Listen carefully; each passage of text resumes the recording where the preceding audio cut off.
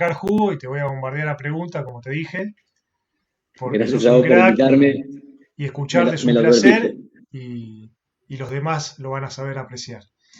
Esta vez quiero hacer algo distinto porque generalmente dejan preguntas en el chat, pero esta vez quiero escuchar preguntas, porque si no es Me como encanta, que me encanta. estamos con el mate, algunos tendrán café, tequila, lo que sea que quieran tomar, pero quiero escuchar porque ya los he leído y así nos conocemos un poquito más. Así que las preguntas que tengan a medida que surja todo esto, se sacan el micrófono, preguntan. De última ponen en el chat, quiero hacer una pregunta, micrófono, preguntan y los escuchamos todos. ¿Sí? ¿Quedó claro eso? Nico, Perfecto. cuando uno estudia y termina la carrera, por ejemplo, siempre empieza a ver referentes y se empieza a dar cuenta que mucha gente tiende a ir para el lado de la osteopatía.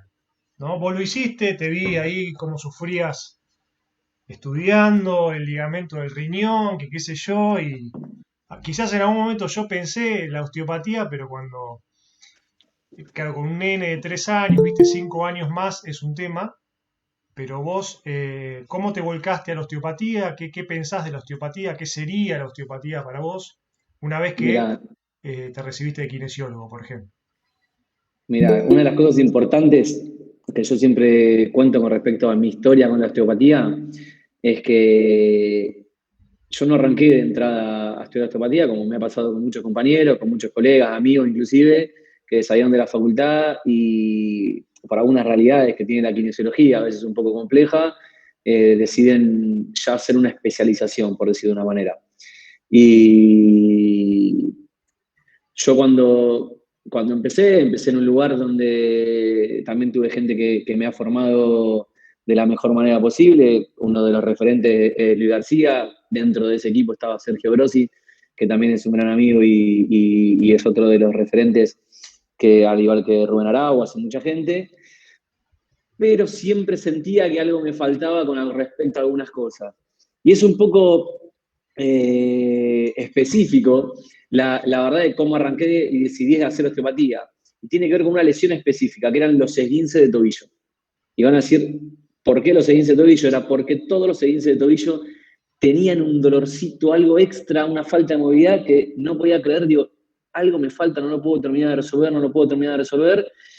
Hasta que una vez hice un curso donde había una introducción a la osteopatía y aprendí algo tan simple como una manipulación, una descompresión del astrágalo, algo recontra simple que me empezó a dar un resultado que ni yo me imaginaba.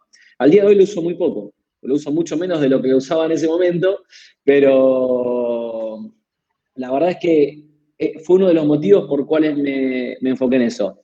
La realidad es que después, yo lo que más jugo le saco de la osteopatía es la visión general, la visión holística y la visión general del cuerpo.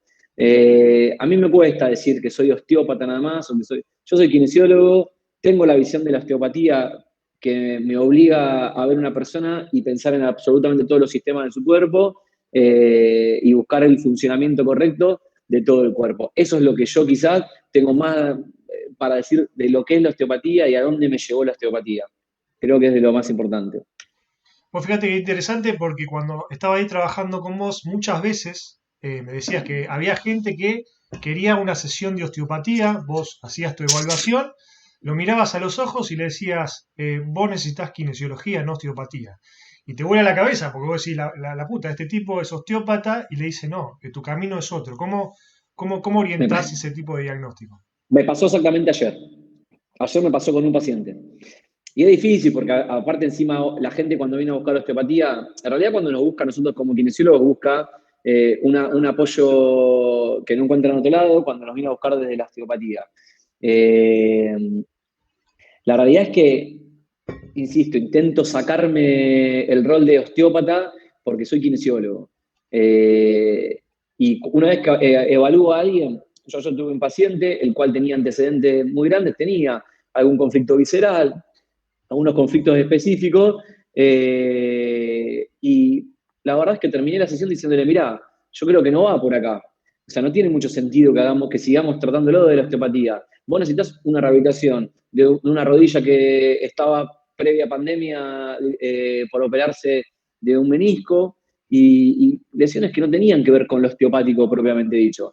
Entonces, quizás es muy difícil romper esa barrera de decir, bueno, si yo hago osteopatía o solamente osteopatía. Yo hoy, lo que más a mí me da la osteopatía es la evaluación, me siento con el paciente, planifico. Si el paciente lo tengo que tratar acá, se trata acá y después vamos cómo seguimos. Pero tengo que decirte hoy que el 95% de mis pacientes no terminan la consulta dentro de mi consultorio cerrado, terminan en el gimnasio o haciendo algo extra, porque yo consigo al cuerpo en movimiento y no solamente en una camilla. Me cuesta mucho tener el perfil del osteópata general, por decirlo de una manera. Bien. Eh, y desde el lado de la osteopatía, a mí creo que algo que nosotros hacemos agua como kinesiólogos es el tema visceral. Cada vez que yo escucho, por ejemplo, he escuchado osteópatas que hablan de problemas de hombro, abordar o fijarse de última cómo anda el hígado, o si tiene una cadena cerrada en rotación interna de cadera, fijarse el tema intestinal. ¿Cómo te abrió la mente desde ese lado la osteopatía? Yo creo que es una de las cosas que más me cambió dentro de la osteopatía. Cuando vos de repente empezás a analizar el cuerpo en general y ves que primero conoces el sistema nervioso autónomo, fundamental en todo proceso de reparación de cualquier tejido, un proceso de curación. Cuando descubrís el sistema nervioso autónomo te vuela la cabeza.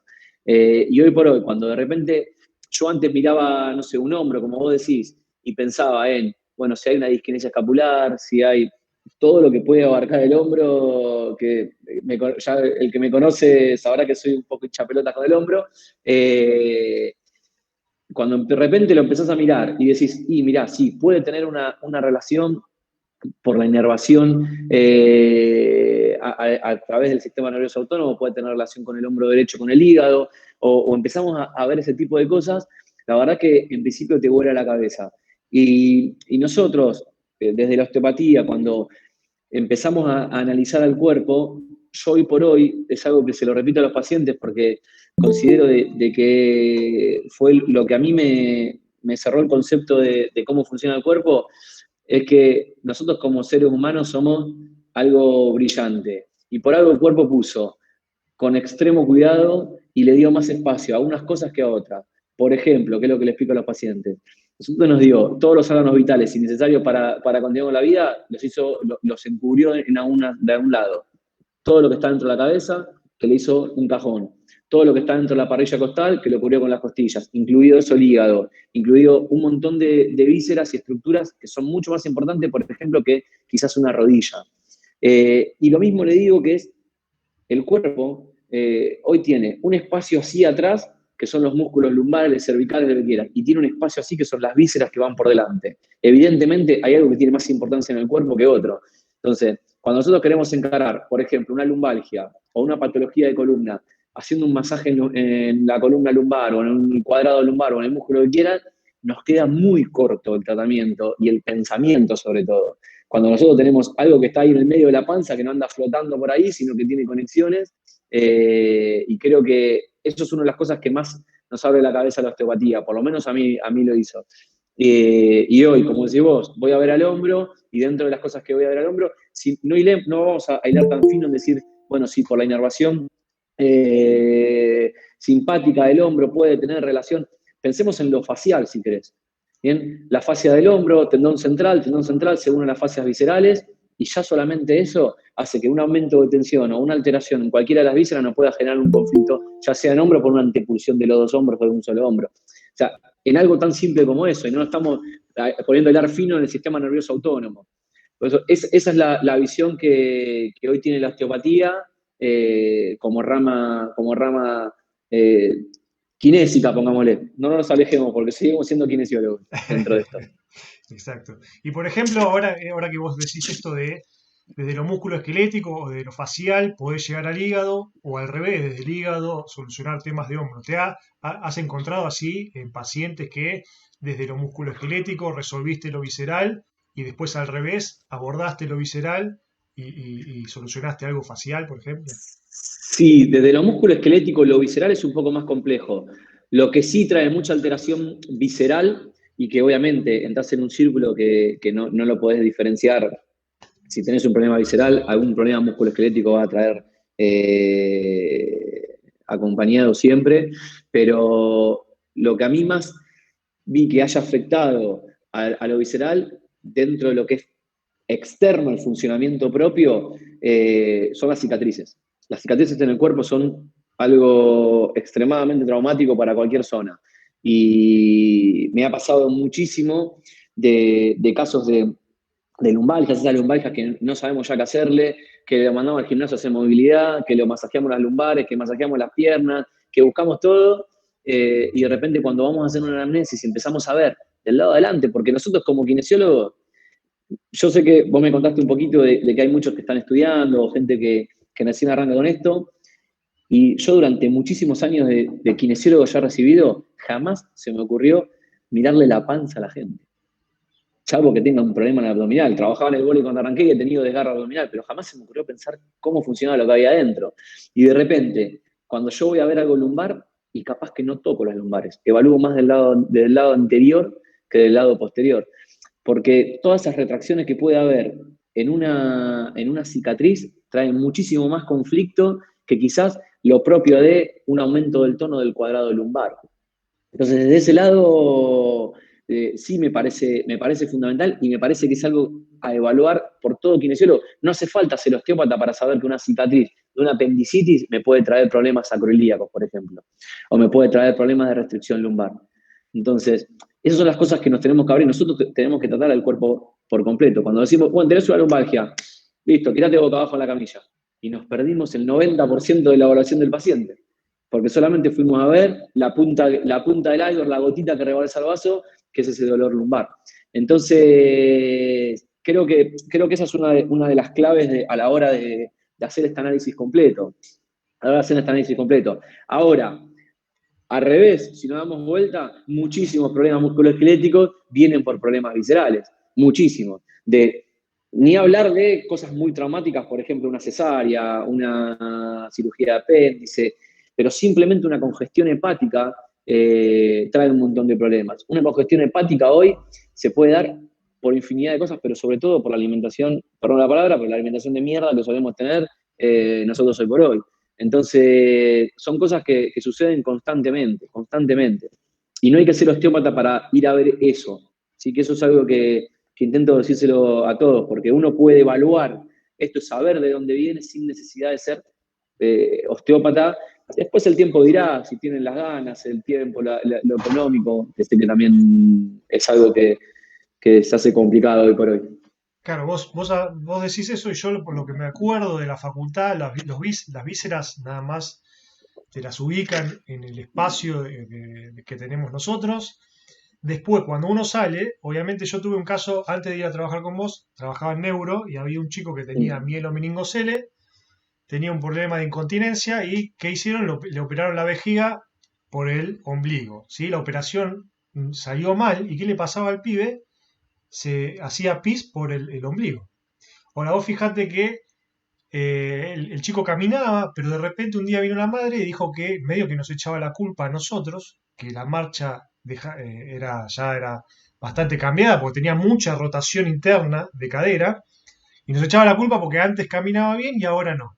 Pero ¿qué pasa? Cuando vos lo mirabas, el pibe tenía esa rotación interna para evitar hacerse pis por la panza, ¿entendés? Entonces, ahí uno le trataba de explicar eso, no lo entendía por ningún lado, pero desde ahí a empezar a entender el concepto, che, lo visceral también importa, obviamente después conozco la osteopatía más en profundidad, pero después como vos que sos un mocho y verte transpirar en cada parcial o final era como que la pensabas dos veces, pero bueno, como decís vos, lo visceral acá también empieza a tomar más A ver, importancia a la hora de abordar, ¿no?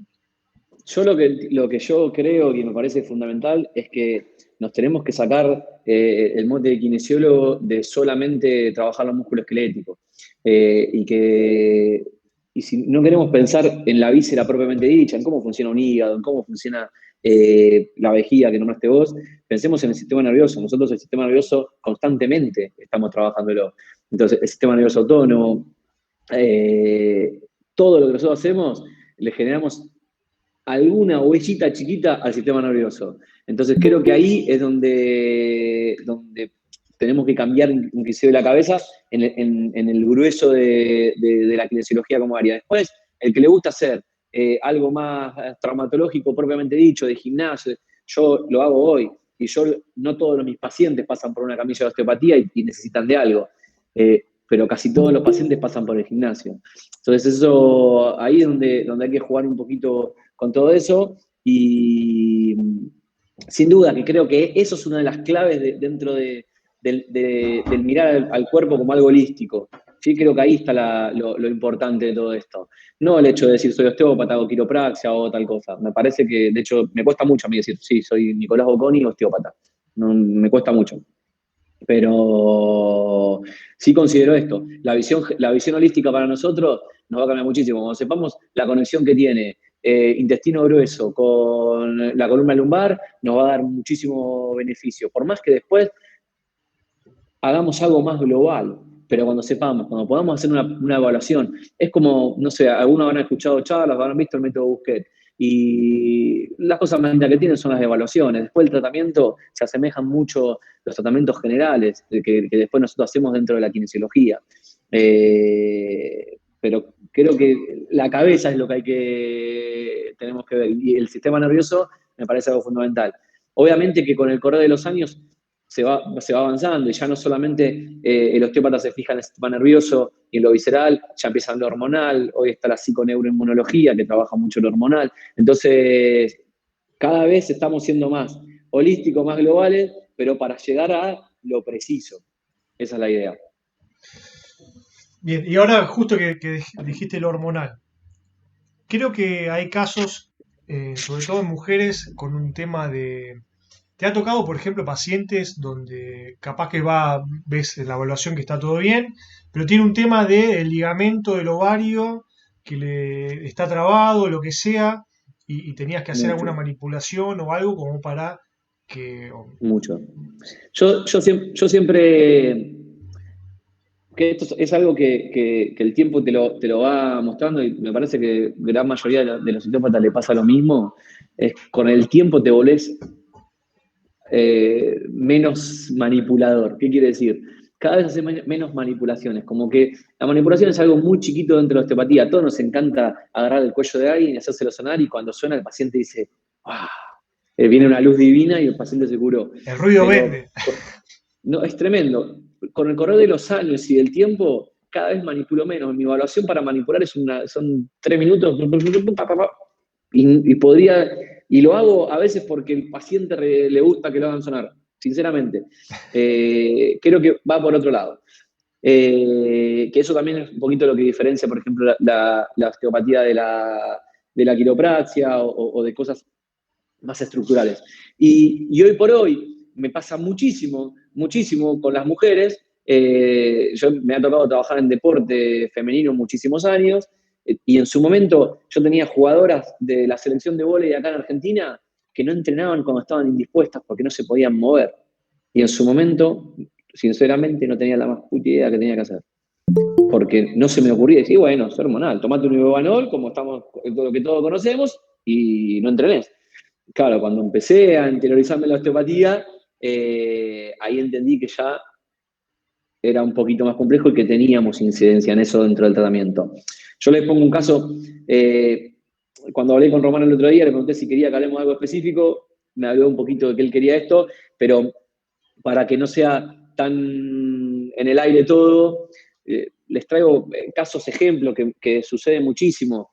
Hay muchísimas lumbalgias donde son inespecíficas. Nosotros tocamos y sí hay dolor muscular, o un dolor reflejo, un dolor irradiado a una zona específica, y lo tratamos, le hacemos lo que ya sabemos dentro de la kinesiología, que un TENS, que movilidad, que un masaje, y no mejora. Y yo algo que es de las primeras cosas que uno aprende con la osteopatía es la evaluación. Es una evaluación muy simple, que es agarrar las vísceras, empujarlas para arriba y probar que el paciente se mueva. Y muchas veces solamente con hacer eso al paciente se le va el dolor. ¿Qué quiere decir? Que el problema viene por las restricciones o retracciones que puede tener lo visceral. Bien, es algo recontra simple que lo pueden empezar a llevar a cabo ahora. Ahora, ¿qué pasa cuando encuentran que un paciente el dolor le puede venir por ese lado? Ahí donde está uno de los problemas. Y hay algo que nosotros, dentro de este sistema visceral y lo que vos decías, tiene que ver con los ciclos femeninos. Los ciclos femeninos, ahí nosotros casi siempre tenemos 2 o 3 cosas que son lo que habitualmente vemos. O que tienen dolor en los periodos, o que tienen dolor y congestión previa que después de repente se libera. Entonces ahí nosotros vamos a ver si el problema puede venir por alguna retracción del útero o puede venir por una retracción del ovario. Cuando tiene algún problema que viene más del ovario, normalmente está muy relacionado con lo hormonal. Entonces, si pensamos en lo hormonal, ya tenemos que ir a pensar al cráneo, porque ¿quién es el que manda todo lo hormonal en el cuerpo? Como si fuera un director de orquesta, la hipófisis. ¿Dónde está la hipófisis? En el centro del cráneo, en la silla turca. Entonces, cuando nosotros tenemos que trabajar a eso, de repente, y nos ponemos a pensar, y tenemos un paciente que tiene migraña, que tuvo un antecedente, un traumatismo en la cabeza por algún motivo, o un montón de cosas que empezamos a asociar, y de repente, en vez de ir a trabajar la lumbar, fuimos a trabajar la cabeza, y le generamos la misma solución, o una solución que a largo plazo seguramente se mantenga mucho más. Entonces, por ahí es donde la osteopatía te empieza a borrar la cabeza cuando empezamos a conectar todas estas pequeñas cositas y decimos, al principio vos decís, y sí, lo lumbar, y bueno, le doy ejercicio de movilidad, lo masajeo, le hago esto, y de repente nos fuimos a tratar el cráneo a alguien que viene con un problema lumbar. Y la verdad es que me ha dado grandísimos resultados trabajar, por ejemplo, la esfera ginecológica en las mujeres cuando tienen algún problema lumbar, y ni hablar de esos problemas sacroiliacos que no sabemos de dónde vienen, ni hablar. Y para que no quede tan en el aire, tienen que saber que nosotros cuando hablamos de lo visceral, nosotros buscamos las conexiones anatómicas de esto. Entonces tenemos que saber que hay una membrana, que es un ligamento que une al sacro con el pubis, y entre el medio va uniendo las vísceras que tengamos. ¿Bien? Entonces, va a unir al sacro, con el recto, con la vejiga, con el útero, entonces todas esas conexiones te pueden traer un problema en el sacro. Y un problema en el sacro nos puede traer un problema en el pubis, una pubalgia. Entonces, todas estas conexiones es lo importante y tener la lógica. Después, a la hora de tratar, cada uno tendrá su caja de herramientas y buscará lo más adecuado. Interesante. Nico, justo la nombraste. ¿Quién es el culpable cuando viene el paciente con pubalgia? ¿Quién tiene la culpa? Es como el cuento Mira, del huevo y la gallina, ¿no? si te lo respondería así de fácil. O por La lo menos realidad es que dentro acá de tu estadística personal, porque obviamente estuviste en un montón de lugares deportivos. acá donde tenés que fijarte, si el problema es un deportista, lo más probable es que tenga que ver con algo mecánico. Esa es la verdad. Entonces, dentro de lo mecánico tenés un montón de problemas. Puede venir desde un problema en cadera con restricciones, puede venir con un problema sacroiliaco, puede venir con un problema lumbar. Lo importante acá es llegar a una evaluación precisa, que eso es lo más importante. Cuando vos tenés un paciente con una pubalgia, que ponerle el nombre es solamente poner un nombre y apellido que no tiene demasiado. Si es pubalgia baja, pubalgia alta, derecha, izquierda, es solamente poner un nombre y apellido, cuando en realidad el problema puede venir de un montón de estructuras. Entonces, esto también es un arma de doble filo. El médico va, evalúa, y la función del médico es decir, tiene pubalgia. Y como si haberle dicho que tiene pubalgia le solucionó algo. Nada, porque vino acá, y si nosotros decimos, bueno, pubalgia, entonces tiene dolor en la inserción del abdominal o inserción del aductor, la tendinopatía del aductor. Y si pensamos desde lo básico de eso, decimos, bueno, tiene una tendinopatía del aductor, vamos a trabajar excéntrico, que todo lo que conocen de tendinopatía de aductores, que pinchamos con la MEP, que hacemos esto, hacemos lo otro, y no solucionamos nada, porque no encontramos la causa real.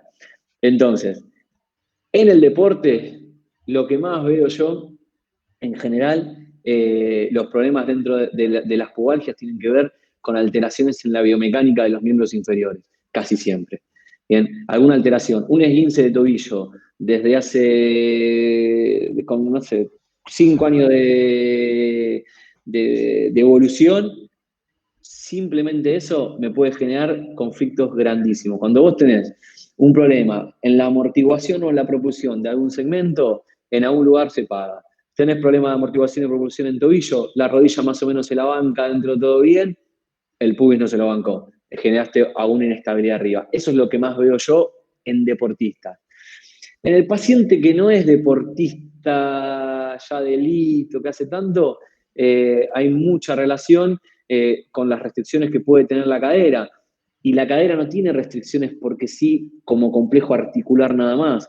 Casi siempre tiene que ver con alguna otra estructura, que el psoas, que los rotadores de cadera, y los rotadores de cadera, que algo visceral tiene restricción. Entonces, en mi estadística personal y con lo que respecta al deporte, yo lo primero que voy a evaluar, porque sé que va a venir, porque sé que puede venir ahí en gran porcentaje, son los miembros inferiores.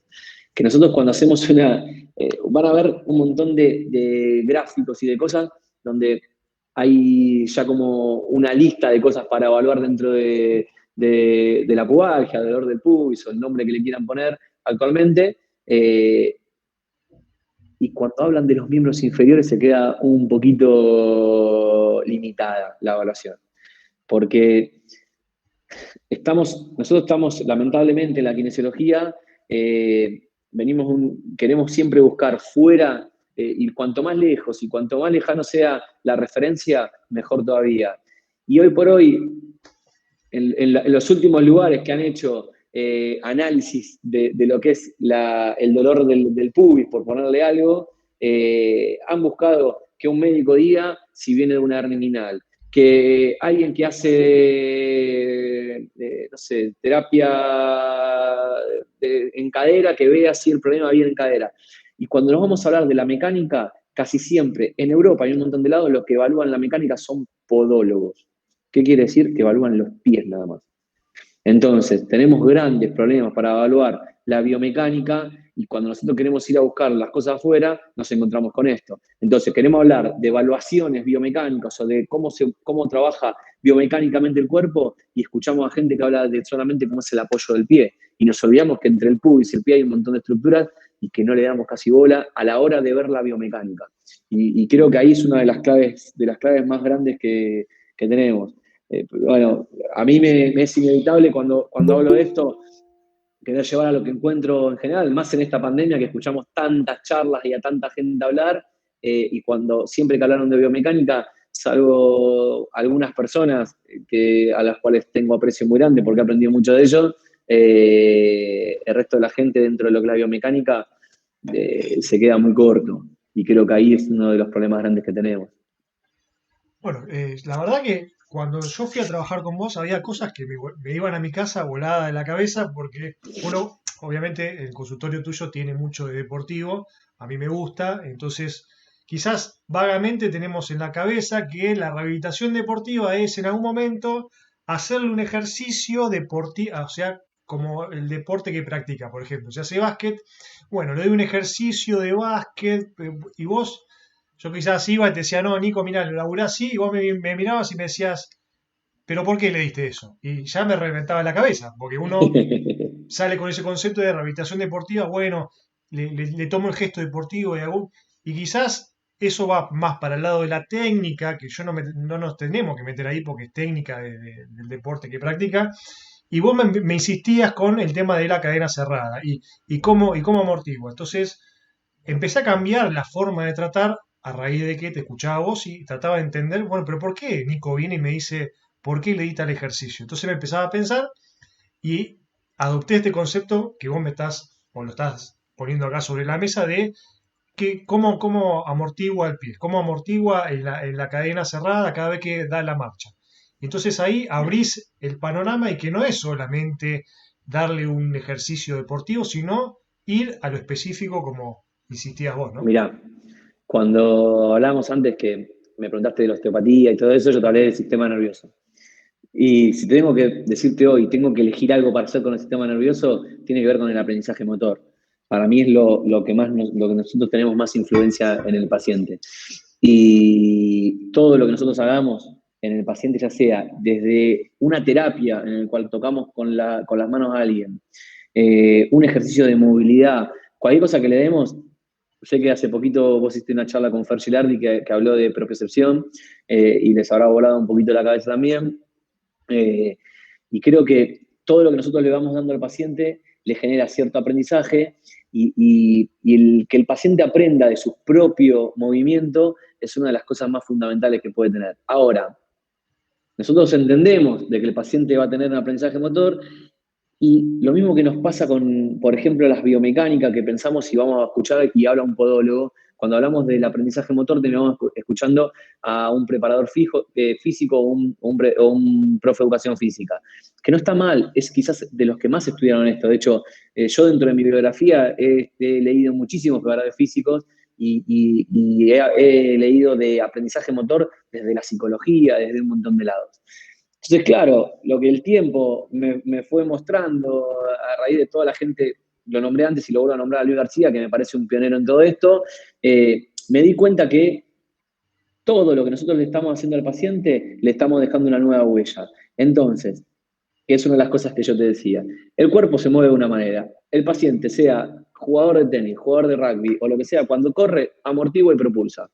Así de simple. Cuando después frena y sale de nuevo, amortigua y propulsa. Y después puede haber mínimas diferencias en el gesto específico. En el tenis va a pegar, amortigua para bajar un poco la cadera, para pegar de abajo para arriba y después propulsa. Entonces, algunas cositas específicas que se pueden modificar. Obviamente que algunas cosas son más fáciles de evaluar, porque uno no puede agarrar y evaluar cualquier gesto, porque si no, no tendría cierta casuística, no tendría cantidad de casos para ver y poder comparar, que es importantísimo a la hora de hacer una evaluación y que sea coherente.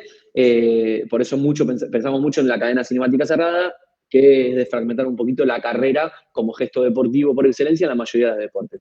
Pero bueno, además de eso, lo que a mí me importa y que siempre le intento hacer que entiendan todos los kinesiólogos que trabajan en mi equipo cada vez que doy una charla, es que nosotros tenemos mucha influencia en el aprendizaje motor, que no es lo mismo que un paciente haga 3 series de 15, nos demos vuelta y le haga como el culo. A yo me pasó particularmente con un paciente que tenía haciendo un ejercicio, le vi las primeras 6 repeticiones, le dije, perfecto, cortamos acá porque había empezado a desfasar, dije, bueno, hacete 2 series más. Cuando me di vuelta, volví y me dice un paciente que era conocido, un jugador de fútbol que lo tenía ahí, me dice, escuchame, te fuiste y las otras 2 hizo cualquier cosa. Entonces, ¿qué me pasa con este paciente? Yo ya le dejé una marquita en la ficha de que cuando tenga que volver a ese ejercicio me tengo que estar al lado. Porque lo más probable es que en cuanto nosotros no tengamos el control absoluto de manera primaria, el paciente lo primero que va a ser lo económico. Y lo económico para ese paciente va a ser la alteración que hoy tiene. Y esa alteración que tiene es la que seguramente le trae, ya sea efecto o causa del proceso patológico. Entonces, esa alteración de la biomecánica, si la mantiene haciendo ejercicio, todo lo que yo le estoy dando, le estoy enseñando a su sistema nervioso algo mal ejecutado. Por ende, ese paciente va a seguir moviéndose mal y si tenemos suerte se va a curar. Esa es la verdad. Entonces, cuando nosotros hablamos de una patología tendinosa, antes hablábamos de la pubalgia, y pensamos, y sí, hay que mirar al aductor, hay que pincharlo con la MEP, hay que hacer una terapia manual, hay que hacer tal cosa, si nosotros no intentamos mejorarle la mecánica desde el aprendizaje motor, seguramente a largo plazo ese paciente, si tiene suerte, va a estar bien y si no tiene suerte, va a estar mal. Lamentablemente hay que hablar de eso porque dejamos muchas cosas libradas al azar cuando no trabajamos la causa específica en el movimiento. Y algo muy básico dentro de lo que es el aprendizaje motor, para que más o menos lo entienda a grandes rasgos, es nosotros, todo lo que hacemos de manera consciente va a generar, y lo hagamos de manera repetida, va a pasar del nivel cortical a empezar a automatizarse y va a ir al sistema, a algo más subcortical. Bien, con que entendamos eso un poquito, nos alcanza para decir, y sí, no es lo mismo que este paciente esté haciendo un ejercicio y que lo esté ejecutando tremendamente mal, con tal de que llegue a 15 repeticiones. Bien, que eso es una de las cosas que a veces no nos damos cuenta. A veces queremos, no, este paciente tiene que hacer 3 de 8, 3 de 15 o 3 de 20. Y cuando en realidad tenía que hacer lo que el cuerpo le permite para ejecutar bien lo que hace. Que eso es una de las claves dentro de una rehabilitación en un gimnasio. Más allá de lo que elijamos, es que se elija algo bien ejecutado. Que eso es lo que a nosotros nos va a dar muchísimo más de comer que en sí que haga cosas genéricas. Una vez escuché a Pablo Bordoli, nada, seguramente lo conoce la mayoría, que decía que cuando vos al paciente le das un ejercicio y se ponen a hablar de otra cosa que no tiene nada que ver con el ejercicio, vos lo estás insultando. Lo insultás porque el tipo, como decís vos, ¿qué está haciendo? ¿Está consciente del ejercicio que está haciendo o hace por el simple hecho de que vos elegiste que subir y bajar el brazo o la pierna. Entonces, para mí, el concepto del aprendizaje motor, si como kinesiólogo no lo adoptás, te vas a perder un montón de cosas. Un montón de cosas que, si le pones énfasis en eso, vas a tener Sin más duda, éxito que otra cosa. sin dudas, y a veces no nos damos cuenta, por ejemplo, nosotros hacemos un ejercicio y pensamos, no sé, en los rotadores de hombro. Decimos, bueno, vamos a trabajar los rotadores externos de hombro. Y lo ejecutan de la manera que lo ejecutan y nos da lo mismo a veces. Cuando nos tenemos que dar cuenta que gran parte de la patología de hombro muchas veces viene asociada a la escápula y jamás nos fijamos cómo está la escápula a la hora de hacer, por ejemplo, un ejercicio básico de rotador de hombro. Y todo lo que nosotros hagamos en el cuerpo le da aprendizaje. Algo que sí, me has escuchado decírtelo alguna vez, muchas veces, porque lo hablaba siempre con el equipo de trabajo, es los ejercicios de un paciente recién operado de rodilla, que nos encanta tirarlo en la camilla con la pierna extendida y hacer arriba abajo, el abecedario, todo lo que se nos ocurra hacer con la rodilla extendida y subir y bajar. Y nosotros ahí lo que estamos trabajando es la flexión de cadera.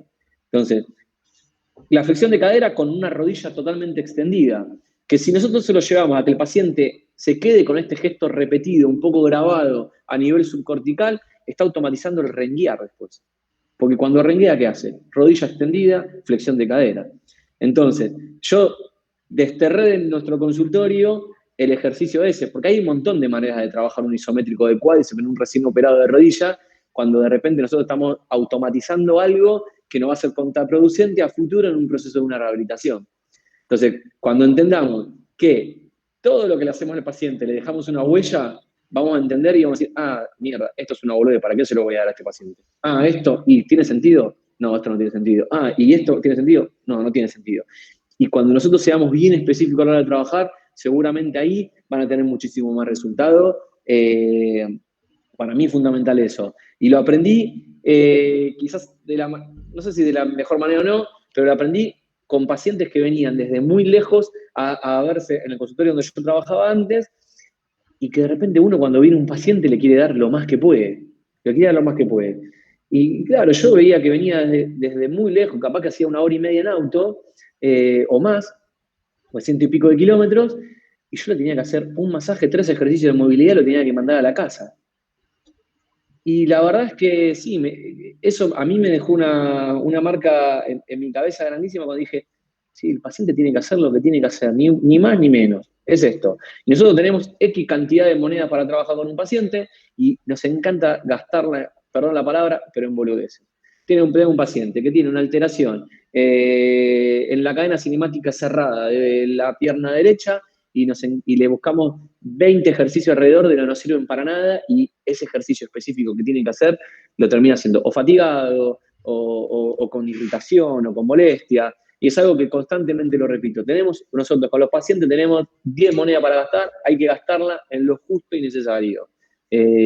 Siempre. Y algo que aprendí de la gente que a mí me fue formando es siempre preferible que el paciente se vaya con la sensación de que puede hacer un poquito más a que lo matamos. El día que se fue con la sensación de que dejé todo y seguramente nos venga un poquito para atrás el día siguiente. Pero bueno, esto tiene que ver con un poquito una visión más general que me fueron dando los años. Y fíjate que hablamos antes, cuando hablamos del aprendizaje y todo eso, no va tan en relación con lo que hacemos en una camilla para osteopatía. Nosotros acá preparamos al paciente para que después se pueda mover, básicamente. Entonces, por eso es que es fundamental el gimnasio y cómo lo administramos. Sí, como decís, cuando vos querés gastar más monedas, bueno, por ejemplo, algo que me pasa que a veces, bueno, uno está en Instagram, te llegan publicidades, hoy por hoy, por el tema de la pandemia, está lleno de publicidades de gente que te quiere entrenar en la casa, porque se entiende, porque necesitan una entrada económica y porque ahora algo hay que hacer. Entonces, cuando yo miro ese tipo de publicidades, veo a veces que hacen ejercicios, se pelean en a ver quién da el ejercicio más creativo o más loco y difícil. Y como cuando me transmitiste esa mirada pero ejercicio básico va a ser mucho mejor que algo creativo, loco y novedoso que puede estar trabajando lo mismo más simple, ¿no? Es que el cuerpo tiene su manera de moverse. Y alguna vez lo charlamos o lo hablamos varias veces, el cuerpo se mueve de la misma manera en un oficinista que en un deportista. Cuando vos te mueves, corres, jugás al fútbol, después las intensidades pueden ser distintas, pero el movimiento es el mismo. Y tener en la cabeza esto de lo importante de amortiguar bien y propulsar bien de manera correcta, ¿por qué yo hablo mucho de amortiguar y propulsar? Nosotros sabemos que en la mayoría de los deportes que corre, en los que no se corre se salta, entonces también se amortigua y se propulsa, pero en los que se corre, lo que se hace en el trote es amortiguación, propulsión, saltar de una pierna a la otra, amortiguación, propulsión, sucesión de saltos. Entonces, como movimiento genérico dentro de la actividad deportiva, que está el trote, está la cadena cinemática cerrada para nosotros. Entonces, nosotros tenemos un paciente que hace una correcta cadena cinemática cerrada, es un paciente que seguramente se va a mover a futuro de una manera correcta. Después podemos ir charlando, que obviamente con una cadena cinemática cerrada, para poder llevarlo a correr nos queda un pasito en el medio, que es una amortiguación un poquito más profunda, que sería un salto, y ir un poquito más a fondo con eso. Pero básicamente, alguna vez lo charlamos, que se mueve de la misma manera un oficinista que un deportista. Entonces, cuando nosotros tenemos bien claro eso, y que su sistema nervioso funciona, es el mismo, que lo que inerva, no sé, el nervio vago es lo mismo que inerva en un deportista, lo que inerva T10 es lo mismo, salvo que tenga alguna alteración, es lo mismo. Entonces, en ese sentido, querer lograr el movimiento correcto de absolutamente todos los pacientes, creo que tiene que ser nuestro objetivo fundamental dentro de un proceso de recuperación, una rehabilitación. Es que a menos que sean reptilianos, son todos seres humanos, ¿no? Es que es por ahí. Genéticamente somos parecidos, ese es el tema. Pero creo que es como venimos hablando, es un concepto que no está en la facultad, que lo adoptás después Mm, y con tipos nada, como vos, como Luis García, como Sergio, te transmite esa mirada y vos decís, claro, sí, si el tipo, el de allá es un ser humano y este también. Por más que sea oficinista y el otro juegue al básquet, pero el chabón pisa, o sea, descarga el peso en claro. el piso y sale O para sea, adelante. Entonces vos tenés que llegar a ese no, objetivo. nos encanta el hacer cosas raras a los kinesiólogos, a los preparadores físicos, más lo que estamos en el deporte, porque parece que si no le damos algo raro a un paciente, parece que somos malos trabajando, ¿viste? Si el paciente nos salta desde arriba de una escalera, cae en el mini tram, da una vuelta, un giro y cae de arriba de una patineta, parece que no trabajamos la propiocepción. Y bueno, la realidad es que nosotros tenemos que, el paciente nos tiene que creer en lo que nosotros estamos haciendo y si nosotros somos conscientes de lo que damos, estamos seguros de lo que damos, obviamente que el tiempo les va a ir dando sus resultados y lo va a hacer que ustedes también estén seguros de lo que van dando, el paciente después les cree y no hace falta inventarle nada raro, no hace falta inventarle nada raro. Yo, en esto hay de todo, ¿viste? Hay gente que le gusta mostrar cosas que son más raras y locosas, y la verdad es que el cuerpo se mueve de una manera y nosotros tenemos que llevar a que el cuerpo se mueva bien. Si después le dimos el alta, el paciente se fue a trabajar con un profe, y el profe le quiere hacer saltar en vertical por el medio de una cancha de fútbol y tendrá su justificación, pero nosotros no tenemos por qué copiar eso. Me parece que eso es fundamental. Darle, que siempre intento hacer hincapié, nosotros tenemos que darle entidad a la kinesiología o a la fisioterapia, si hay gente de afuera, como profesión. No tenemos que intentar ser o profes que no somos y querer hacer cosas de esas, o médicos que no somos y querer hacer cosas médicas, o que la verdad somos fisioterapeuta, kinesiólogo, lo que le quieran poner, y es una carrera espectacular, hermosa, y que tiene muchísimo que otras profesiones no la tienen dentro de la misma área, y que la tenemos que dar validez a eso. Me parece fundamental. Y este concepto de buscar que funcione correctamente el cuerpo por completo, de la importancia de los movimientos normales, como por ejemplo es la amortiguación y la propulsión, de que cada estructura tenga movimiento, la propiocepción y lo que, insisto, si estuvieron todos en la charla con Fer Gilardi, cuando hablamos de propiocepción, tiene que ver con esta sensación y el conocer el movimiento del propio cuerpo, y que es algo fundamental. Yo cada vez estoy más convencido que abarcando las rehabilitaciones desde el aprendizaje motor, los resultados son mejores. Y el aprendizaje motor arranca insisto, para que vean algo muy básico. A mí me encanta hablar de hombro porque durante muchísimos años he trabajado en deportes en los cuales el hombro es fundamental, como el vóley, el handball, fui jugador de handball. Me tocó el año pasado tener una experiencia espectacular, bueno, varias experiencias en el exterior, pero el año pasado en un país bastante raro como China, en un equipo de vóley, en una selección de vóley. Y siempre que hablamos del hombro, yo casi siempre les intento decir que también hay que trabajar la propiocepción del hombro, y la propiocepción no es poner a alguien en cadena cinemática cerrada para que cierre una cadena cerrada, una cadena y que pueda tener más control. No, la propiocepción es saber cómo se mueve algo. Y siempre les digo lo mismo, es mucho más fácil para el cuerpo hacer una cadena cerrada en los miembros inferiores o hacer una rotación externa, una flexión de codo, que hacer una báscula interna de la escápula o hacer un tilt anterior. Entonces, es casi imposible que un paciente lo sepa hacer. Entonces, lo que yo siempre le digo a la gente que le doy charla es, cierren los ojos y probemos cómo se mueve la escápula antes de mostrarle a un paciente cómo se va a mover, porque no tienen ni idea. Y nosotros no tenemos idea. Y si nosotros no sabemos cómo se mueve nuestro propio cuerpo, ¿cómo le vamos a hacer entender al paciente que cómo se le mueve su propio cuerpo en algo que nosotros no lo entendemos ni en nuestro propio? ¿Y qué no quiere decir? Porque si no, yo no podría rehabilitar no sé, a Messi mañana, porque no sé patear y pegarle como él. No, quiere decir que nosotros tenemos que saber cómo funciona el cuerpo. Que no quiere decir que lo tengamos que hacer. Yo estoy un poquito en contra de eso, porque también hay una rama que dice, yo soy kinesiólogo y tengo que poder hacer lo que hace el paciente. No, es un error. Porque si no, no podría trabajar, no sé, que trabaja con Djokovic y si no saco a 150 kilómetros por hora no le puedo enseñar cómo se mueve la escápula en el saque. No, es un error grandísimo. Es algo que también nos quieren hacer entender y que no es la realidad. Pero sí tenemos que saber cómo se mueve ese cuerpo. ¿Bien? Y empezar con propiocepción de hombro, que es ojo cerrado y sentir cómo se mueve la escápula, es un avance grandísimo para un paciente.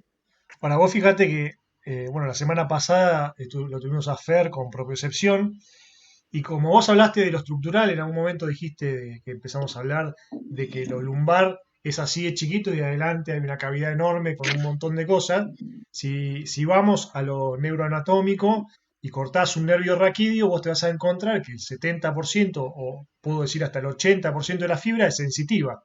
Y una vez escuché a Nico Ferri, con el que estuve hablando bastante, que es fácil hacer fuerza, pero lo difícil es sentir la fuerza. Entonces, como decís vos, a Tal veces cual, la gente se mueve y no siente cómo se mueve, tal y cual. cuando vos Tal vas a cual. hombro y cuando insistías mucho con la escápula, que también me abrió esa visión de tratamiento de hombro, la gente no sabe cómo se mueve la escápula. Y cuando vos le enseñás, creo que lo más difícil de Mira, una activación escapular es que aprenda a activarla, porque no sabe, no sabe. yo desde hace muchísimo tiempo que empecé a utilizar al paciente con cabestrillo puesto, empezar a reeducar la propiocepción de la escápula. Fue algo que me dio un resultado enorme. El paciente con problemas de hombro, que después traen conflicto grandísimo en la inmovilización, empecé a trabajar eso y me dio grandes resultados, porque vos, el movimiento, viene un paciente hiperdolorido con una lesión en el hombro, sea cual sea, nosotros ya podemos empezar a trabajar la propiocepción de la escápula, con movimientos en los cuales sean bien conscientes. Creo que eso es fundamental. Y algo que dijiste recién, y así como es difícil activar la escápula, es enormemente difícil activar el psoas, por ejemplo. Y el psoas es fundamental en lo visceral, en lo lumbar, en la cadera, en el pubis.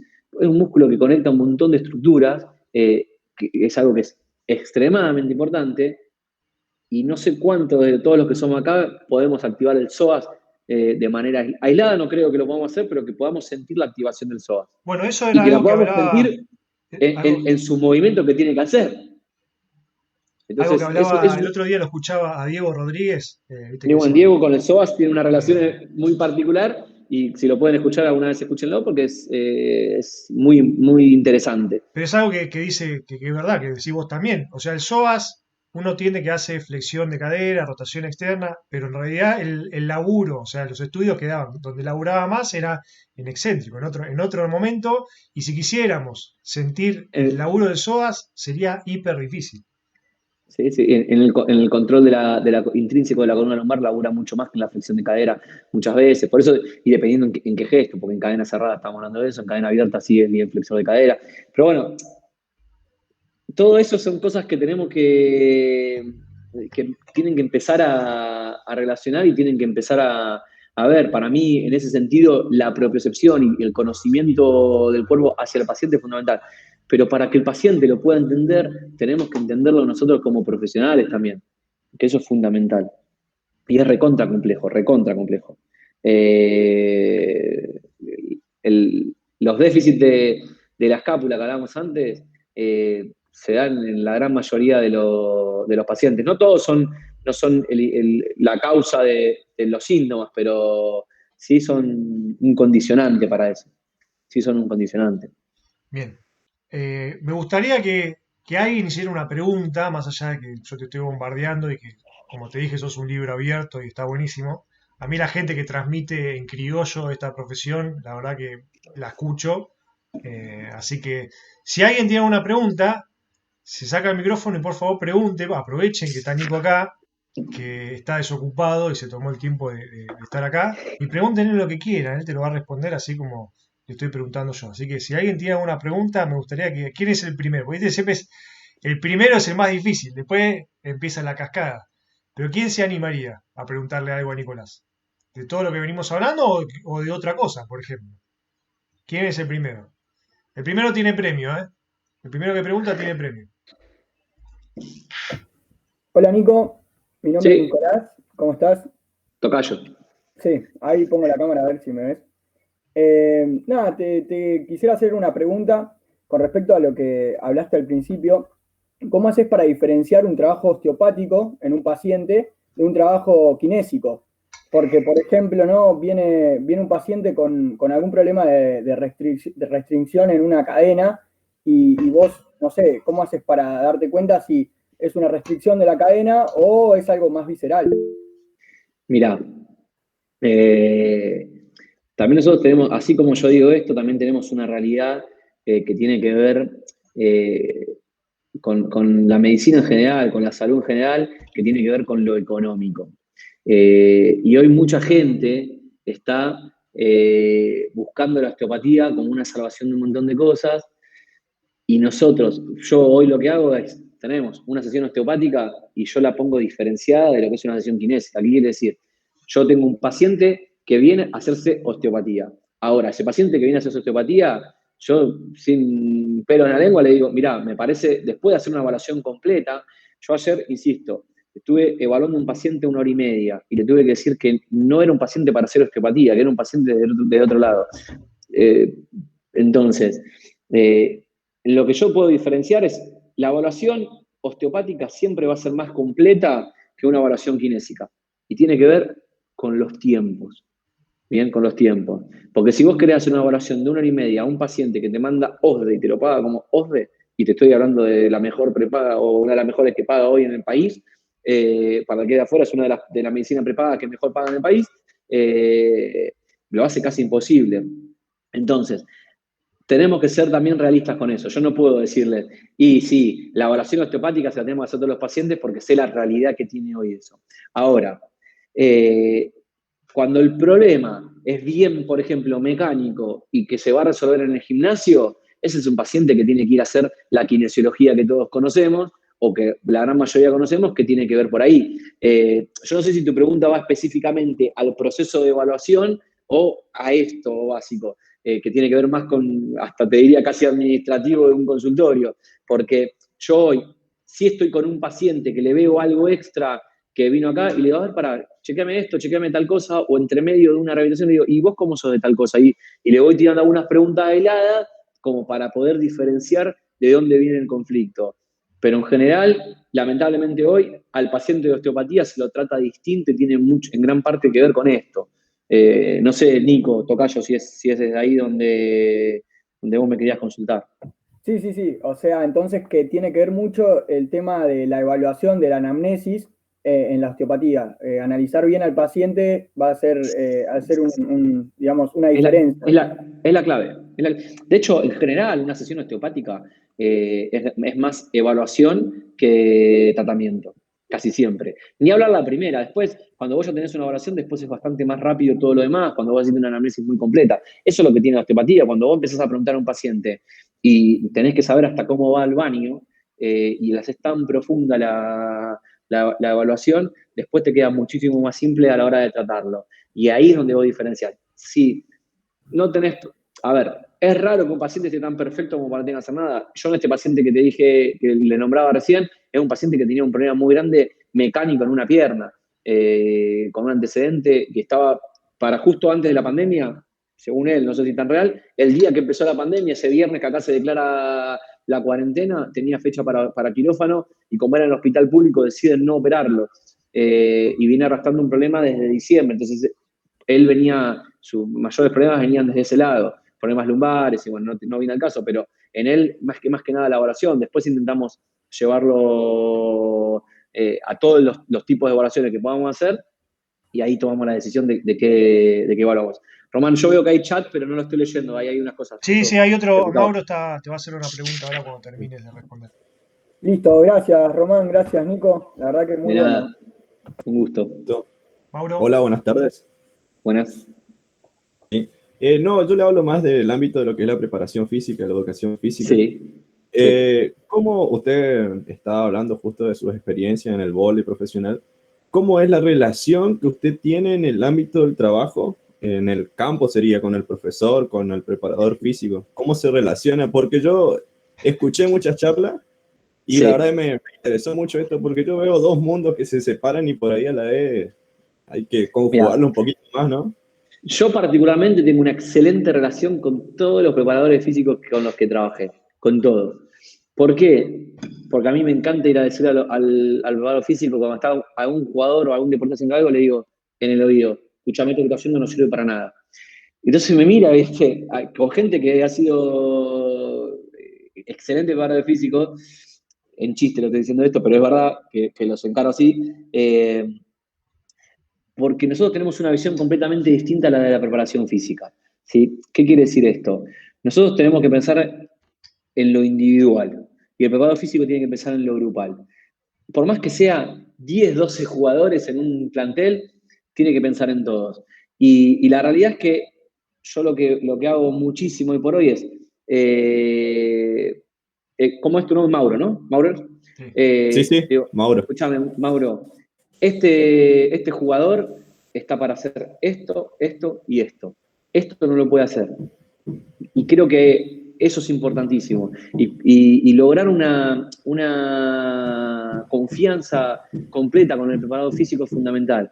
No tenemos que ni el preparador físico es más que el kinesiólogo, ni el kinesiólogo es más que el preparador físico. Son dos tareas distintas que se complementan. Y creo que esa es una de las claves. Cuando el kinesiólogo quiere hacer cosas del preparador físico, está en problema. Y cuando el preparador físico quiere hacer cosas del kinesiólogo, está en problema. Y yo estoy dentro de esto, estoy completamente en contra de algo que afuera se utiliza muchísimo y es un terreno que fue perdiendo el kinesiólogo por falta de conocimiento, que es el recuperador.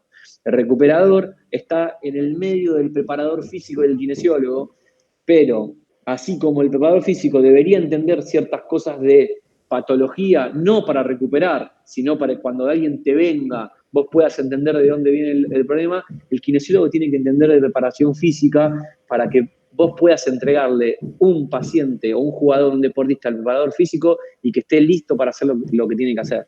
A mí la verdad es que siempre he tenido excelente relación porque nos basamos siempre en ser sincero con el preparador físico, por eso te hice el chiste este de esto no sirve para nada, de ser muy sincero con hasta dónde llega mi trabajo y hasta dónde llega el de él. Y de interrelación, escúchame, me ha pasado con recuperaciones en deporte profesional, en un equipo de fútbol, donde en el transcurso de la rehabilitación, por ejemplo, un día trabaja con el preparador físico y un día trabaja conmigo. Porque un día tiene que hacer algo que con el preparador físico va a estar bien y un día lo quiero trabajar yo de manera diferenciada. Y generar esa simbiosis con el preparador físico es fundamental, va derecho a tener éxito en el proceso de recuperación.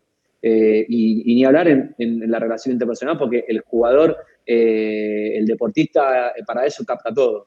Cuando hay una relación tirante entre dos integrantes de un cuerpo técnico o algo así, lo capta al vuelo y es un lío para todo proceso. Y también ha pasado, lo he visto muchísimas veces, entre preparador físico técnico que se lleven medio mal y que eso genere conflicto, cuerpo médico, cuerpo técnico con ciertos resquemores y que eso traiga algún conflicto a futuro.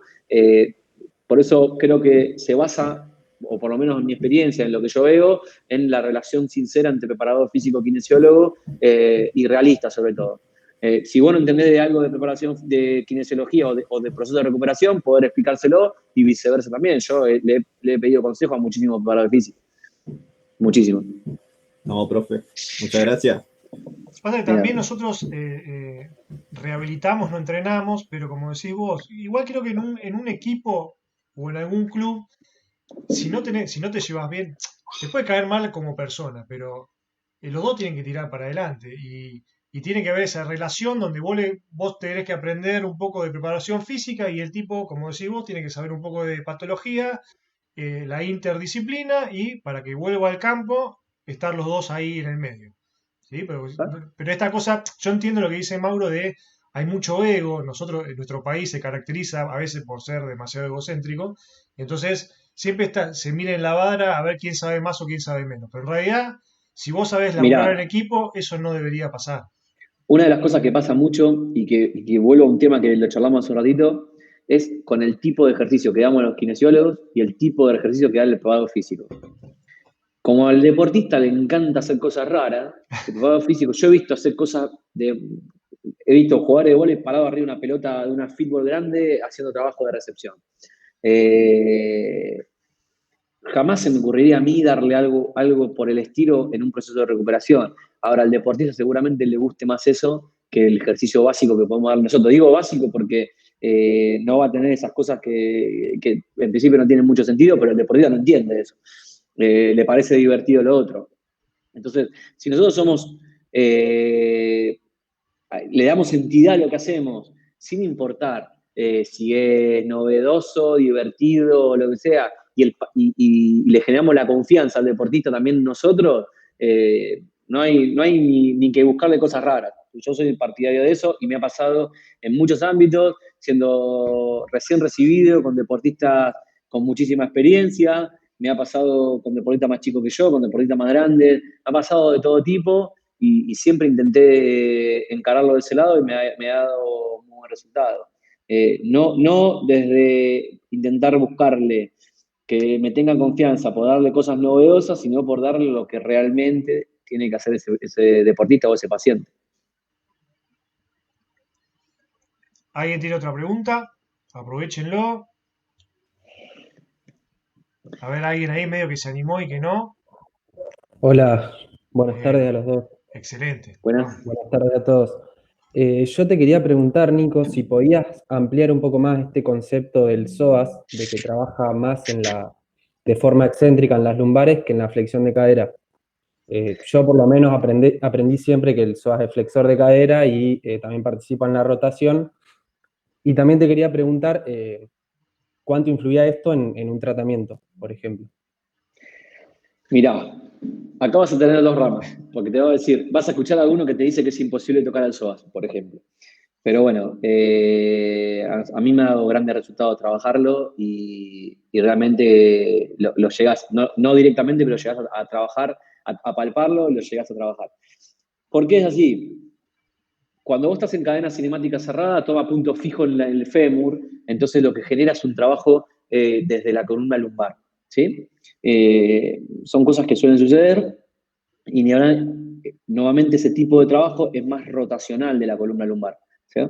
Ese es el tipo de trabajo que hace el psoas desde cambiando los puntos de inserción. Ahora, después también tiene un control excéntrico de esa columna lumbar en la fijación. Cuando trabaja sobre todo de manera bilateral, tiene un gran control de la columna lumbar, tomando punto fijo desde el fémur. Es biomecánica, no es nada de otro mundo. Si lo buscas en internet, inclusive, a mí no me gusta mucho repetir las cosas que te digo, bueno, buscaron este libro, lo podés encontrar.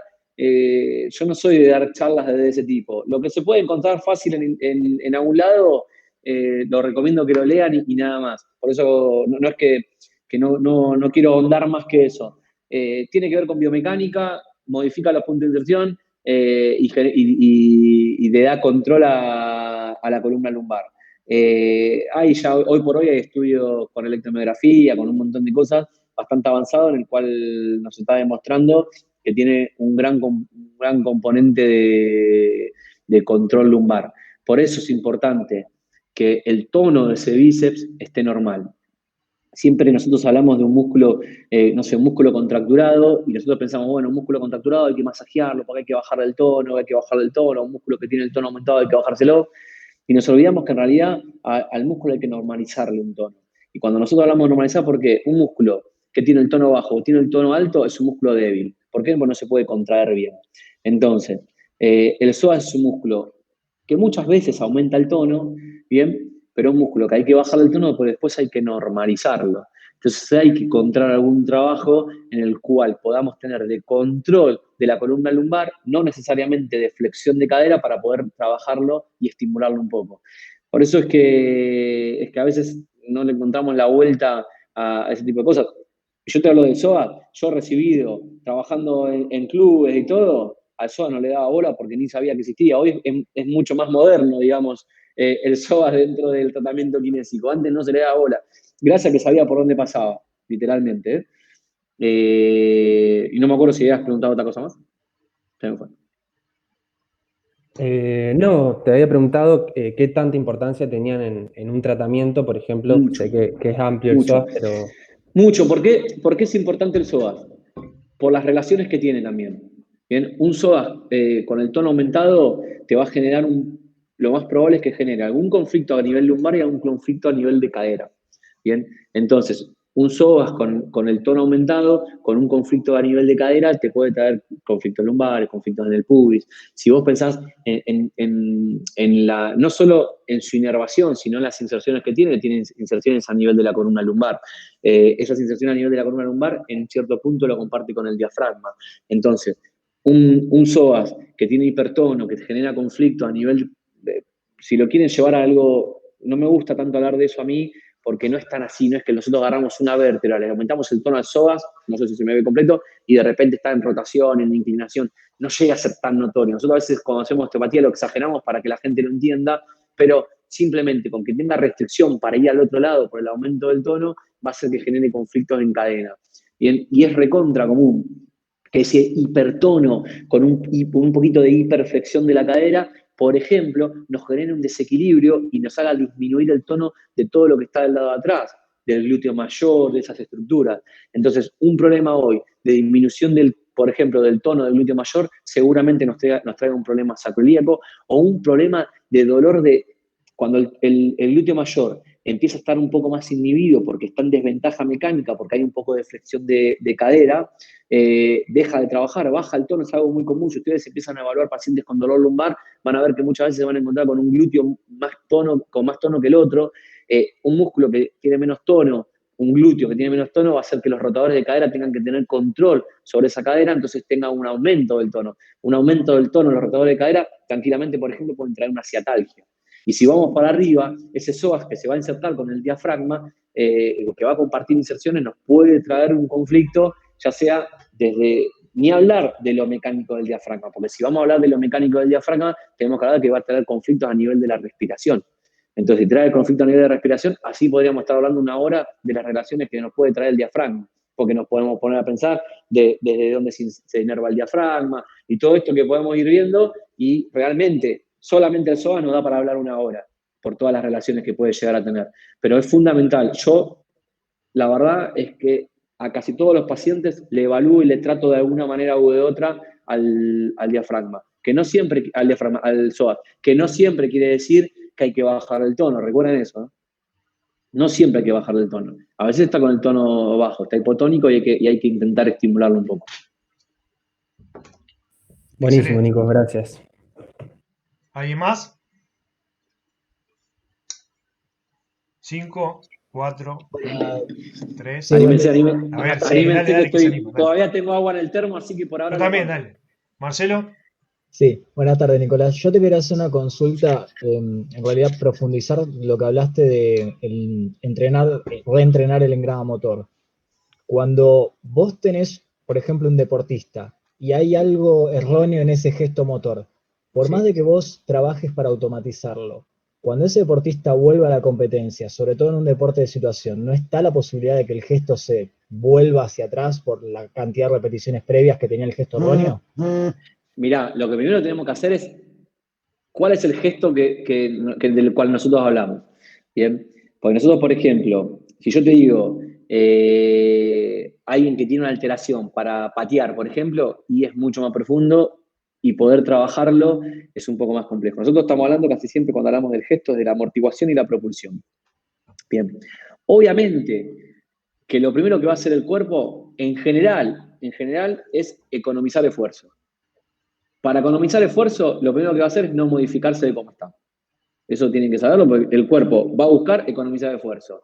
Por ejemplo, alguien que no tiene fuerza en las piernas, lo primero que va a hacer a la hora de correr para economizar esfuerzo es amortiguar siguiendo la cinemática, que es yendo para adelante con las rodillas. Por ende, alguien que no tiene fuerza, lo primero que va a hacer, por ejemplo, es sobrecarga de los flexores plantares. Porque a la hora de correr, vos vas corriendo hacia adelante, lo más fácil para el cuerpo es dejarse caer para adelante. Entonces, eso el cuerpo lo tiene, está dentro de la naturaleza humana, es economizar esfuerzo, ¿sí? Entonces, dentro de ese economizar esfuerzo va a hacer que todo lo que nosotros le queramos modificar va a tener el doble de trabajo. Eso por un lado. Ahora, lo importante de esto es saber qué es lo que queremos modificar y cuáles son los pasos para poder modificarlo. Porque no es que yo agarro y digo, bueno, voy a modificar la carrera y de repente le trabajo un poquito la cadena cerrada y le modifiqué la carrera. No, es un trabajo a largo plazo, es un trabajo en el cual todo lo que yo ejecute, de manera consciente y repetitiva se va a grabar a nivel subconsciente. ¿Por qué? Cuando vos haces algo bien consciente, bien ejecutado, el cuerpo lo empieza a tomar como ese movimiento normal y lo va a empezar a llevar a la siguiente etapa. Lo importante acá es cómo vamos escalonando ese trabajo. Esa es la clave. Porque, por ejemplo, si yo te digo, bueno, quiero modificarle a alguien la carrera, y ¿qué alteración le encuentro yo a la hora de correr? Que tiene una disminución en el trabajo en el muslo, porque es este tipo de paciente que yo les hablaba antes, de que tiene poca fuerza en el cuádriceps por poner un músculo y a la hora de correr deja caer la rodilla para adelante. Es muy común los pacientes que tienen tendinopatía de Aquiles que hagan ese tipo de patología. Entonces, ¿qué tengo que hacer yo? Estimularle para que trabaje el muslo. ¿Cómo hago eso? Desde lo más básico a lo más complejo. Lo más básico, la cadena cinemática cerrada. Bien, ahora, ¿cómo hago para que este paciente haga una cadena cinemática cerrada bien ejecutada y que la pueda automatizar? Hay que repetirla. Y seguramente no es al paciente lo agarro y lo hago hacer cadena cerrada, sino que tenemos que buscarle alguna asistencia para que pueda lograr el movimiento que yo quiero. Y ya sea que se agarre con los brazos, que apoye la otra pierna. La cosa es que nosotros estamos acostumbrados a darle ejercicios por darle. Decimos, bueno, tenés que recuperar la rodilla, listo, hacemos cuádriceps, haces sentadilla búlgara o haces tal cosa. Y es realmente complejo que un paciente o que una persona pueda automatizar algo bien ejecutado si nosotros no tenemos el control y entre medio de las repeticiones que haga empieza a ejecutar cosas mal. Y la gran clave de esto es qué cantidad de cosas le damos además. Nosotros estamos acostumbrados, yo en unas charlas que doy, que me encanta, es hablar, decir, pongo un gráfico en el que dice 3 de 10, 3 de 15, 4 de 12 y lo tacho con una cruz gigante. ¿Por qué? Porque estamos acostumbrados a eso. ¿Cuántas repeticiones le damos a un paciente? Y 10, es redondo, 10 es más fácil que 15 o que 8 o 7. Y eso es un grave error. ¿Por qué? Porque el paciente empezó a ejecutar y de repente su capacidad no estaba para ejecutar más que esa cantidad y empezó a ejecutar mal. Entonces, ¿qué va a automatizar? Va a automatizar lo que ya venía haciendo, el error. Y eso es lo que a la larga va a tener. ¿Bien? Entonces, creo que por ahí están un poco las claves. Me parece que por ahí están las claves a la hora de poder generar eso. Es poder tener esta secuencia de trabajo a la hora de lograr ese automatismo y ser muy, muy consciente de lo que queremos lograr en ese paciente. No vamos a poder hacer, a mí me ha pasado infinidad de veces con pacientes, no sé, en el vóley que el gesto técnico es muy específico, en el fútbol a veces tenés que la cancha cambia, que la pelota te viene distinto, que tenés alguien con el que estás forcejeando, que no pateas siempre de la misma manera, el gesto es un poco más complejo, pero en el vóley suele ser bastante repetitivo y muy parecido. Y es muy complejo modificar el gesto a un paciente, pero es mucho más simple lograr que dentro de ese gesto no sacar las restricciones que tienen, automatizar de que al gesto lo acompañe con un correcto movimiento, por ejemplo, de la escápula o de la rotación del tronco o de cosas así. Pensando nosotros en lo kinésico, quizás si lo piensa más un preparador físico es un poquito más complejo porque quisiera ir a cosas más globales. ¿Sí? No sé si fuimos ahí respondiéndote, no me acuerdo quién me había preguntado. La Sí, repetición hace el movimiento, Marcelo. Vos pensás que mientras más repita, Mira, más lograba. Mira, había alguien que decía que la rehabilitación es el arte de la repetición. Y es un poquito así. Lamentablemente para el paciente y para nosotros, que lo hace un poquito aburrido por momentos, es así. Y cuando vos querés ser específico a la hora de trabajar, implica que a veces es un poco aburrido. ¿Bien? Pero yo se lo digo a los pacientes, si querés algo divertido, poné la tele o quédate en tu casa haciendo otra cosa. Nosotros acá tenemos que hacer lo que realmente hay que hacer. Esa es la realidad. No tenemos que confundir divertido con correcto o con algo que dé resultado. El perfecto, deportista me también es parece medio fantástico. especial, ¿no? No, ni hablar. Depo- Las personas, el deportista también, pero las personas en general, cada uno tiene su lío en la cabeza y hay que también pensar eso. Es fundamental. No me acuerdo quién era el nombre del que me Marcelo, había Marcelo. preguntado, no sé si pude, Marcelo, no sé si te pude responder lo que preguntaba. Sí, Nico, clarísimo. Buenísimo, ¿Hay buenísimo. más? Si no, yo tengo una de las últimas, así ya no lo hacemos tan tedioso y de última lo dejamos para otro momento. Vieron que Nico, bueno, la mayoría se quedó, así que es gustoso de escucharte. ¿Alguien más tiene una pregunta?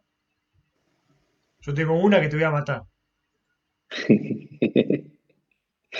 Bueno, mientras te la hago. Si hay alguien más que... A ver, Bruce, ¿querés preguntar algo? No, bueno. Fuiste a China. Si no trajiste Sí. coronavirus, eso es un No, paréntesis. no, me fui antes de que aparezca, por lo menos en Beijing no estaba. Perfecto. Bien. Fuiste a China, conociste a Macherano y prácticamente comías todos los días con Macherano. Sí, Mira qué sí, suerte el sí. tipo.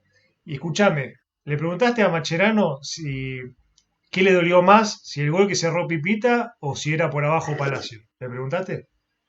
No, no, no, no. Claro, Javi, la verdad que es un amigo y por hoy hablo seguido y encima con él se dio una relación particular porque hicimos un poquito una relación fuera de la kinesiología, que no me pasaba mucho con los jugadores de fútbol. Casi siempre era en base a mi trabajo y a él lo conocí por algo externo, más allá de que me ha consultado varias cosas y, y le he dado una mano también con la parte física, pero la verdad es que un tipazo, increíblemente es de esa camada de jugadores que con Argentina es resistido por un sector grande y, y eso a la cabeza, por ejemplo, del deportista, este estaba volado porque estaba con que se retiraba, no se retiraba. Así que su sistema nervioso autónomo, que hablábamos antes, estaba en cualquier lado. En cualquier lado, estaba con quilombo de lo que se les ocurra. Muchas veces hemos tenido charlas muy largas de esto, de los conflictos que tenía, y para mí es inevitable hablar con alguien y no estar pensando en algo que tenga que ver con el funcionamiento del cuerpo, del sistema nervioso. Es inevitable, es inevitable. Entonces no te dijo qué le dolía más. No, si, no, no, si no, la de eso Pipita o la de Palacio. estaba devastado, pero creo que le dolió más la última eliminación del Mundial que esa. Y era la Esas última. fueron, sí, sí, con Francia le dolió mucho más.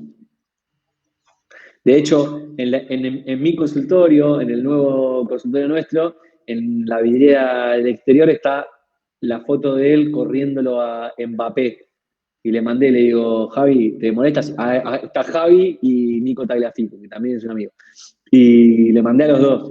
Y digo, escuchame, ¿te molesta esto? Me dice, no puedes ser tan hijo de, perdón, no puedes ser tan hijo de puta de poner justo esa jugada. Y está, sale poquito, digo, mirá, te corto un poco más, no sale él de cuadro, sale una parte, y lo saqué casi a Mbappé, casi no se nota. Pero me gustaba la foto y quedé desapuesto. Le dolió mucho más eso que otras eliminaciones. Claro. Sí, sí, Y sí. sí, siempre la Pero última bueno, participación es difícil.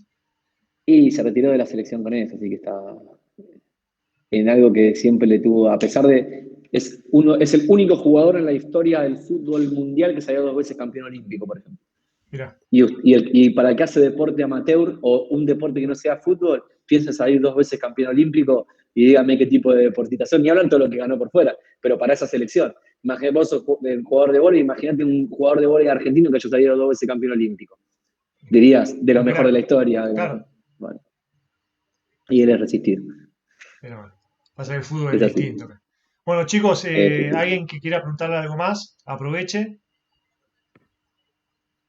de lo que quieran, ¿eh? Si quieren hablar de Macherano, le hacen otra pregunta. O de Chiquito Romero, también. prefiero que sea de lo profesional, ¿eh? Está bien, está bien. No, no te No, vamos a no me, hacer. no me No va a gusta, haber no lío en me eso, no va a haber gusta, lío con eso. no me gusta la mucho eso. Bueno, si nadie Pero, tiene alguna pregunta más, no queda más que nada que agradecerte, Nico. La verdad que siempre es un placer.